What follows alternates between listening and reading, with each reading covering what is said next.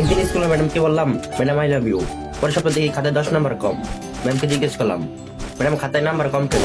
Madam তখন বললো, এটা তোমার বেয়াদবির শাস্তি। হেডমাস্টার স্যারকে বললাম, স্যার আপনাকে আমি খুব ভালোবাসি। পরের দিন দেখি স্যার আমার হাতে টিসি ধরিয়ে দিল। তিনি বললেন, এটা পড়ালেখার জায়গা, এটা ভালোবাসার জায়গা না। টিসি হাতে নিয়ে বাসা যেতেই ভাইয়াকে দেখলাম। ভাইয়াকে বললাম, ভাই আই লাভ ইউ। ভাইয়া তখন বললো, নতুন শার্ট কিনার জানলা যা এখান থেকে। বোনকে তখন বললাম, আই লাভ ইউ। বোন বললো, নিশ্চয়ই তোর জামা কাপড় নোংরা হয়েছে, যা এখান থেকে, এখন আমার সময় নেই। বাজারে যাওয়ার সময় বাবার সাথে দেখা হলো। তখন বাবাকে বললাম, বাবা তোমাকে খুব ভালোবাসি। বাবা তখন বললো, বুঝতে পারছি আমি তোর মতলব। আমার পকেটে কোনো টাকা, আমার কাছে কোনো টাকা নেই। এসব শুনে খুব খারাপ লাগলো।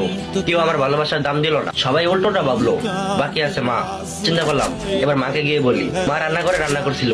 মাকে গিয়ে বললাম, মা আই লাভ ইউ। বলার সাথে সাথেই মা মুচকি হাসি দিয়ে আমাকে জড়িয়ে ধরলো আর বললো, আমিও তোকে অনেক ভালোবাসি রে পাগল। সারাদিন কোথায় ছিলি?